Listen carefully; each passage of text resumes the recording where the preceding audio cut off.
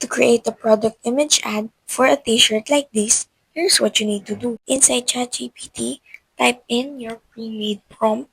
Feel free to pause the video if you like. Now, our prompt contains detailed features of what we want our product image to have. I'm asking ChatGPT to make an ad for a t-shirt and that it should be in a casual, well-lit environment and that it should incorporate the key elements that will surely attract new buyers or customers. Now let's see what ChatGPT created for us. Look at that detail, that creativeness ChatGPT generated for us. Notice how well the t-shirt is in place in a casual lit environment. Now this is an ad that you don't see every day. An ad that will surely catch your eye when you scroll past it.